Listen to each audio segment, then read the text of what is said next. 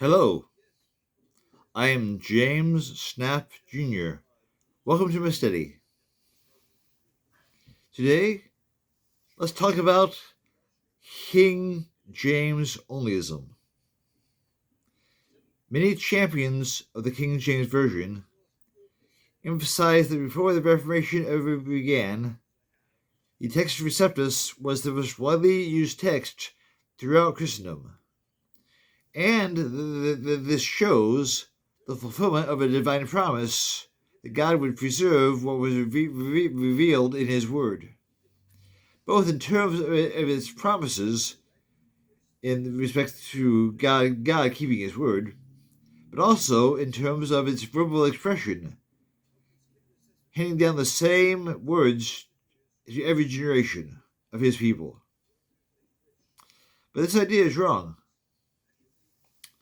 The Textus Receptus, defined as the Greek-based text of the 1611 Authorized Version, has over 1,000 readings that are not majority readings, and some readings in the TR, such as variants in Acts 9:5-6, Luke 2:22, and Ephesians 3:9, have very little valid manuscript support. None at all in the case of Acts 9:5-6. At such points, what is printed in the Textus Receptus was never the ordinary text of the ordinary church. Now, the Westminster Confession of Faith has been used as the basis for regarding the Textus Receptus and the Byzantine text, which is very similar to the TR without the minority readings. The Westminster Confession of Faith has been used as the basis for treating that as the New Testament in Greek that God, by His singular care and providence, kept pure in all ages. The text that these formulators affirmed was, historically, the Textus Receptus.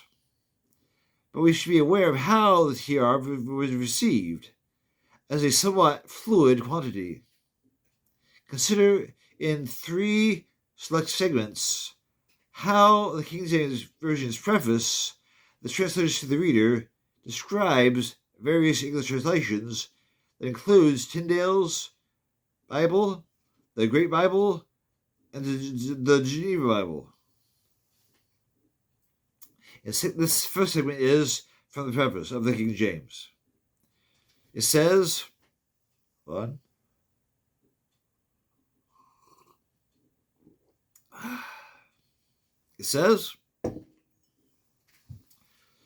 sing this part.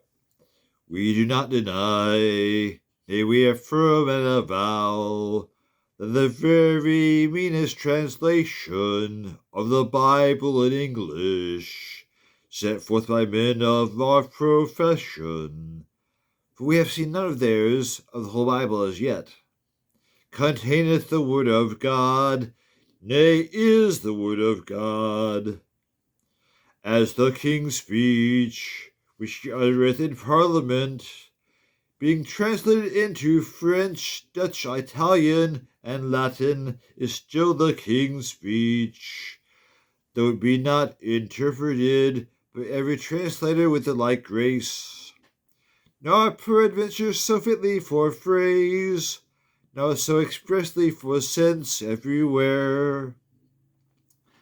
For it is confessed that things that ought to take their denomination of the greater part, and a natural man could say, in Latin, Virum ui multa litit in carmine, non ego poscius offendor maculis, etc. A man may be counted a virtuous man, though he have made many slips in his life. Else they were none virtuous, for in many things we offend all. James 3:2. Also a comely man and lovely, though he have some warts upon his hand, yea, not only freckles upon his face, but also scars. Now, let's think here. First, things are to take the denomination of the greater part. And the Textus Receptus was much more pure than impure. every text type is. The King James Version translators, though, must have understood that it did not need to be absolutely pure, down to the last detail, to be sufficiently pure enough to be considered the Word of God, even with textual variations of the kind exhibited in the versions prior to 1611. So, although in Romans 12:11, Tyndale uses Greek text that differs from the KJV's base text, one said tyme, one said Lord, this does not disqualify Tyndale's version from being considered the Word of God. His version said, apply yourselves to ye time, instead of serving the Lord. Not his version of Acts 13:33, in which Peter is depicted quoting from the first psalm rather than the second, condemn his entire version as something impure and unfit to use. Small variants, characterized as warts, freckles, and scars, even if they change the meaning of a sentence, these were not thought to disqualify the text as a whole, provided that it was harmonious with the general message of the New Testament. Segment 2.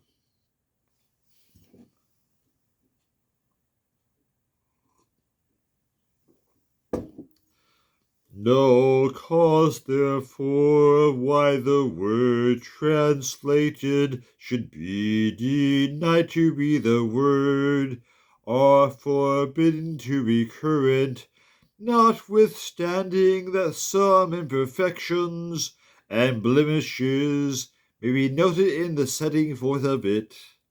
For whatever was perfect under the sun, where apostles are apostolic men, that is, men endued with an extraordinary measure of God's Spirit and privileged with the privilege of infallibility, had not their hand.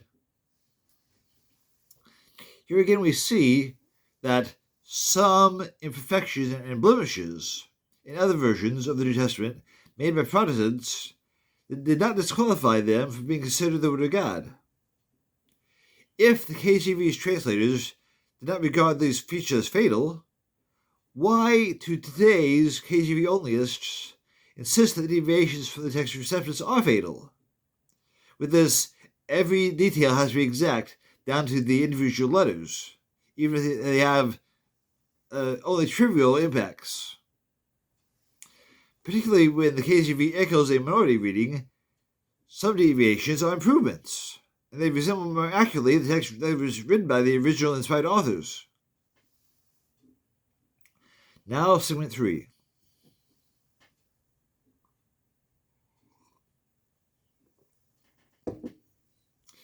The like we are to think of translations.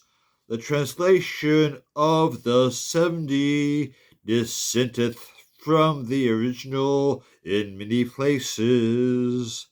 Neither doth it come near it for perspicuity, gravity, majesty. Yet which of the apostles did condemn it? Condemn it? Nay, they use it, as is apparent, and as St. Jerome and most learned men do confess, which they would not have done, now by their example of using it, so grace and commend it to the Church, if it had been unworthy the appellation and name of the Word of God. Well, thus the KJV's preface not only affirmed the historical reality of the Septuagint, that is, the translation of the 70 that is referred to, but they even granted status as the Word of God, in spite of obvious deviations of meaning from the original Hebrew text. When a modern translation, such as the NET, prefers a reading in the Septuagint over the Hebrew Masoretic text, is not necessarily a disqualifying feature.